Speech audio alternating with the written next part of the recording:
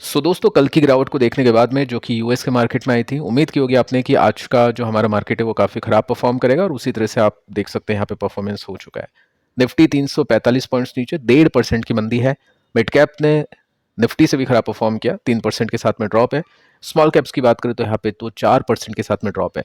तो प्रॉपर गिरावट आज के दिन मार्केट में थी, जिसमें लार्ज कैप नीचे थे, मिड कैप बहुत ज़्यादा नीचे थे और स्मॉल कैप की बात करें तो ये तो काफ़ी ज़्यादा नीचे होकर बंद हो चुके हैं। तो काफ़ी गिरावट हमने देखी आज के मार्केट के अंदर, जिसमें आप देखोगे तो मैक्सिमम स्टॉक्स आज लाल निशान में होकर बंद हो चुके हैं। तो ऐसे में हर एक इन्वेस्टर का पोर्टफोलियो आज गिरा होगा और हो सकता है निफ्टी से ज़्यादा गिरा होगा। तो आप बता सकते हैं कमेंट करके कि आपके पोर्टफोलियो में किस तरह की गिरावट आपने देखी। अब देखिए सेक्टर पे आते हैं तो सभी सेक्टर लाल है, कोई सेक्टर बचा नहीं है। फाइनेंशियल सर्विसेज इसको देखो ही मत, मतलब कुछ है नहीं, यहाँ पे न्यूट्रल है। तो सब कुछ लाल निशान में आके बंद हो चुका है। अब देखते हैं टॉप 5 सेक्टर्स जहाँ पे सबसे बड़ी बिकवाली हुई। देखो कल के दिन आईटी गिरा था 4% के साथ में और आज फिर गिर गया। कल हमने बातचीत की थी कि अभी पेंडिंग है इसमें गिरावट, क्योंकि वैल्यूएशन को देखें तो दिखता है कि वहाँ पे गैप अभी काफ़ी बाकी है। और जिस तरह की सिचुएशन हो चुकी है, रिटेलिएशन का डर है कि ट्रंप ने टैरिफ लगा दिया है, तो बाकी जो कंट्रीज़ है 180 कंट्रीज़ 185 कंट्रीज़ भी कुछ ना कुछ करेगी यूएस के अगेंस्ट में। तो यूएस के अगेंस्ट में करेगी तो कहाँ पे अटैक होगा? ऑब्वियस है वहाँ की जो टेक कंपनीज है उनके ऊपर अटैक होगा, क्योंकि यूएस के पास में जो पावर है, जो पैसा है, वो किसके दम पे है? जो यूएस की टेक कंपनीज है उनके दम पे है। तो यूएस को तोड़ना है तो वहाँ की टेक कंपनीज को तोड़ना होगा। तो इसीलिए हमने देखा कि डर था मार्केट के अंदर कि हो सकता है कुछ रिटेलिएशन हो, वहाँ की टेक कंपनीज के नंबर्स खराब है, उनका नुकसान हो। तो वहाँ की जब टेक कंपनीज गिरेगी तो हमारी आईटी कंपनीज भी नीचे आती है। और दोस्तों जो डर था वही हुआ, आगे चल के मैं आपको बताने की कोशिश करूंगा। तो टेक कंपनीज अभी हमने देखी, यहाँ पे रियल्टी की बात करें तो ये भी नीचे, एनर्जी भी नीचे। फार्मा सेक्टर के ऊपर अभी ऐसा कुछ डायरेक्टली बोला नहीं है ट्रंप ने, लेकिन स्टिल मार्केट को डर है कि यहाँ पे भी कुछ ना कुछ हो सकता है, क्योंकि ये जो ऐसा सेक्टर है जहाँ से बहुत पैसा कमाता है यूएस। इंडिया यूएस के बीच में काफ़ी ज़्यादा ट्रेड होता है फार्मा के अंदर। तो ये काफ़ी डर है मार्केट को। ठीक है, आगे चलते हैं। आगे मैं आपको बताना चाहूँगा यहाँ पे सबसे जो इंपॉर्टेंट बात थी कल के दिन की, सबसे ज़्यादा टैरिफ लगा था चाइना के ऊपर और चाइना के ऊपर 54% के साथ में जंप था टैरिफ को लेकर। तो ट्रंप का सीधा अटैक था चाइना को। और चाइना दोस्तों आपको पता है कि इतना छोटा नहीं है, चाइना टॉप कंट्रीज में आता है और चाइना की भी अपनी अलग पावर है, चाइना भी पीछे नहीं है। तो ऑब्वियस है मार्केट को पता चल गया कि चाइना भी करेगा, अटैक करेगा, कुछ भी रिटेलिएशन करेगा, ट्रेड वॉर छेड़ेगा, चुप नहीं बैठेगा। तो दोस्तों वही हुआ, चाइना ने अटैक कर दिया है और काफ़ी बड़ा अटैक हो चुका है। अब इसमें आप देखोगे तो यहाँ पर आपको पता चलेगा कि ट्रंप ने जो अटैक किया था टैरिफ का, उसकी डेट थी 6 और 9 अप्रैल। और यहाँ पे ट्रेड वॉर एस्केलेट हो चुका है, क्योंकि चाइना ने रिटेलिएट कर दिया है 34% के टैरिफ के साथ में।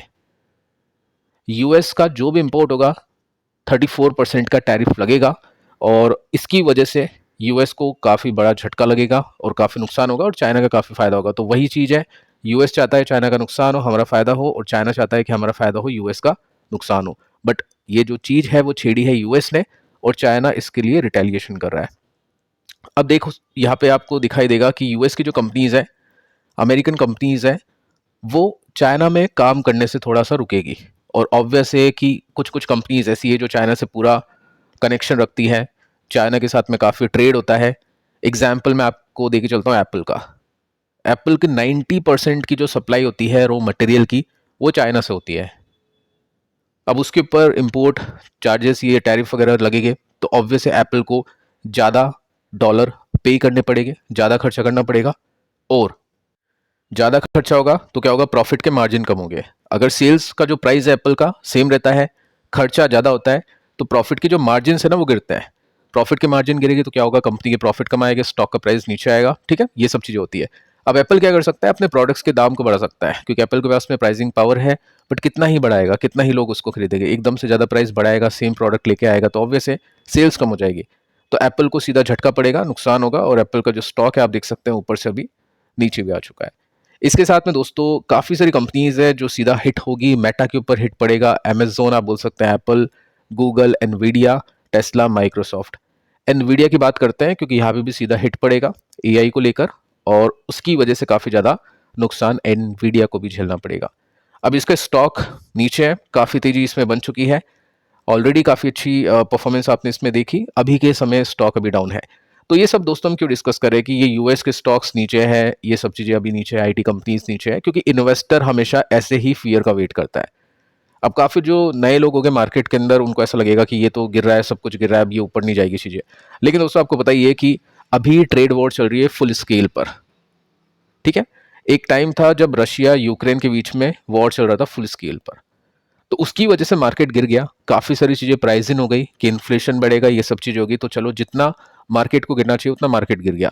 अब ट्रेड वॉर को लेकर मार्केट को थोड़ा सा टाइम चाहिए कि ये कितना लंबा चलेगा, क्योंकि ऐसा तो है नहीं कि ये कंटिन्यूसली चलता ही रहेगा, टैरिफ टैरिफ टैरिफ हमेशा होगा। एक सैचुरेशन पॉइंट आएगा, जितना भी यूएस लगाना चाहेगा टैरिफ वो लगा देगा, उसके बाद में जो बाकी कंट्रीज है उनको रिटेलिएशन करना होगा, वो कंट्रीज कर चुकी होगी, उसके बाद मार्केट एक बॉटम बनाएगा और ये सब चीज़ें जो भी है वो प्राइस इन हो जाएगी। उसके बाद में फिर वो खेल जैसे जैसे नंबर्स आएंगे, जैसे जैसे उस टैरिफ के बाद में जो प्रॉफिट बढ़ेगा उसके हिसाब से चीज़ें प्ले होगी। लेकिन अभी मार्केट कंफ्यूज है कि आगे कितनी ये चीज़ें हो सकती है, कितना कुछ हो सकता है, तो मार्केट अभी फियर में ही परफॉर्म करेगा, जितना हो सकता है मार्केट अभी आपको गिरावट ही दिखाएगा। अब देखिए यहाँ पे बेनिफिट ये है इन्वेस्टर के पास में कि टेक कंपनीज ऐसा तो है नहीं कि बंद होगी या आगे चल के काम नहीं होगा। टेक का मतलब ही होता है ग्रोथ, इनोवेशन, तो नई नई चीजें आएगी, इनोवेशन करेगी, और इनोवेशन के मामले में यूएस की जो टेक कंपनीज है सबसे आगे है। तो ऐसे में इन्वेस्टर मौका देखेगा कि टेक कंपनीज में इन्वेस्ट करे। अब उसके पास में क्या क्या ऑप्शन है, डायरेक्टली यूएस में इन्वेस्ट कर सकते हैं, या फिर एक ईटीएफ है अपने मार्केट के अंदर, उसके अंदर इन्वेस्टमेंट करेंगे इन्वेस्टर्स, देखेंगे। कोई कॉल नहीं कि आपको इन्वेस्टमेंट करना है, पहले बता देता हूँ, नुकसान फायदा सब आपका है, जस्ट मैं आपको ऑप्शंस बताने की कोशिश कर रहा हूँ, सिखाने की कोशिश कर रहा हूँ कि किस तरह से मार्केट के अंदर इन्वेस्टमेंट किया जाता है। इन्वेस्टमेंट करना है नहीं करना है वो आपकी इच्छा है। अब देखिए एक ऑप्शन है जो आपको पता ही है, फैंग ईटीएफ का, और इसके अंदर आप देखोगे तो इसमें कौन कौन सी कंपनीज है, यूएस की टेक कंपनीज है बड़ी बड़ी, जिनके स्टॉक प्राइस नीचे है, और इसी वजह से इसका जो प्राइस है ना वो भी नीचे है। आप देखोगे तो यहाँ पे स्टॉक या जो ईटीएफ हम बोल सकते हैं वो ऊपर से डिस्काउंट में आ चुका है। अब काफ़ी लोगों को कन्फ्यूज़न होती है कि इसमें तो वॉल्यूम कम है, तो मार्केट ऑर्डर पे जो भी ट्रेड लेता है उसको, मतलब जैसे मार्केट अभी प्राइस चल रहा है तो मार्केट प्राइस पर बाय कर लिया तो वो ऊपर मिलता है, महंगा मिलता है, वॉल्यूम में कम है। आपने एकदम से उसकी डिमांड बढ़ा दी, आपने बाय कर लिया, सप्लाई इतनी है नहीं, सेलर इतने है नहीं, तो डिमांड बढ़ेगी और सप्लाई नहीं होगी तो क्या होगा, प्राइस ऊपर जाता है तो आपको महंगा मिलेगा। तो काफ़ी लोग ये गलती करते हैं, फिर उनको महंगा मिलता है। तो बेनिफिट ये होता है कि ये जो आप देख रहे हैं एकदम से, कभी कभी क्या होता है, जैसे सेलर ने जैसे आप बाय करते हो तो सेल भी कोई करता होगा, तो किसी ने बेच दिया मार्केट प्राइस पे, तो एकदम से झटका पड़ेगा, सप्लाई बढ़ेगी, डिमांड है नहीं इतनी, तो क्या होगा, प्राइस गिरेगा। तो इसका फायदा उठाना चाहिए। तो इसके लिए क्या करते हैं इन्वेस्टर कि जैसे मान लो ये जो प्राइस है 130 है और यहाँ पे 128 है, तो 128 पे वो चुपचाप से ऑर्डर लगा के बैठ जाएगा कि मान लो कोई बड़ा सेलर आता है, लुढ़काता है माल, बेचता है, तो एकदम से वो झटका पड़ेगा और 128 में बाय हो जाएगा। तो ये करने की कोशिश करते हैं, ठीक है, ये सब चीज़ें आपको आनी चाहिए। अब देखिए इसके साथ में एक बड़ी न्यूज़ है, क्रूड ऑयल का प्राइस भी क्रैश हो चुका है।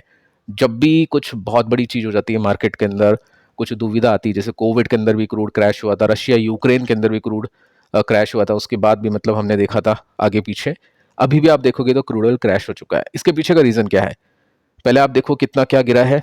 यहाँ पे फ्यूचर अगर हम इसके देखें तो 7-8% के साथ में नीचे है, काफ़ी बड़ा कट है, और क्रूड ऑयल इतना गिरता है तो इसका मतलब समझ जाओ कि काफ़ी बड़ी चिंताएं चल रही होगी पूरे वर्ल्ड के मार्केट के अंदर। अब इसका पीछे का जो रीज़न है दोस्तों सिंपल है, स्लो डाउन।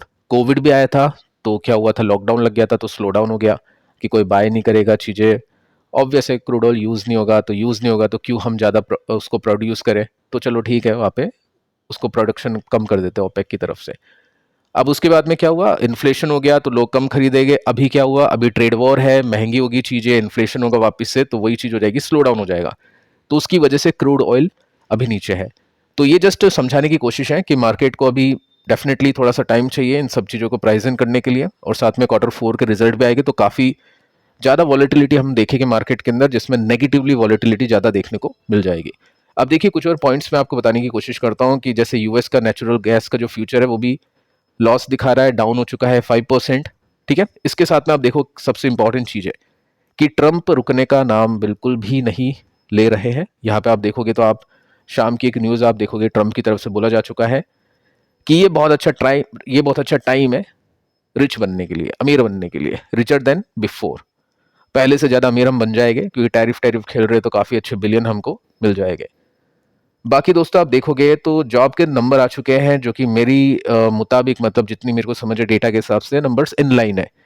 ट्रंप को ऐसा लग रहा है कि जॉब के नंबर बहुत अच्छे हैं, फार बेटर देन एक्सपेक्टेड।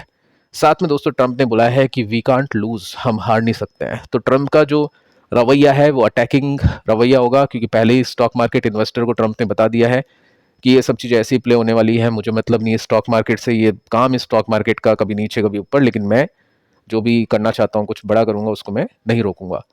साथ में आप देखोगे शॉर्ट टर्म इंटरेस्ट रेट बढ़ चुकी है 50 बीपीएस के साथ में, क्योंकि लग रहा है लोगों को चलो ठीक है यहाँ पे जो फिक्स डिपॉजिट है उसमें इन्वेस्ट करते हैं, गोल्ड में इन्वेस्ट करते हैं, जैसे कि कल हमने बातचीत की थी गोल्ड के अंदर तेजी है। तो शॉर्ट टर्म के जो इन्वेस्टर हैं, एफडीज, गोल्ड, इन सभी एसेट क्लास को देखेंगे जो कि काफी सेफ है। लॉन्ग टर्म के इन्वेस्टर्स यहाँ पे मार्केट में इन्वेस्ट करने के बारे में सोचेंगे। देखो तो यहाँ पे इन्वेस्टर्स को ट्रम्प ने बोल दिया है कि मेरी पॉलिसी कभी भी चेंज नहीं होगी, मैंने लगा दिया तो लगा दिया, उसके बाद में आप देख लो। ठीक है, तो ये सब चीज़ें आपको पता होनी चाहिए ताकि आपको पता हो कि मार्केट के अंदर क्या कुछ हो सकता है। तो देखिए कैटेगरीज होती हैं, टेक कंपनीज बहुत अच्छा टाइम, स्टॉक से भी नीचे। साथ में लार्ज कैप कंपनीज को कम डैमेज होगा, स्मॉल एंड मिडीज को ज़्यादा डैमेज होगा।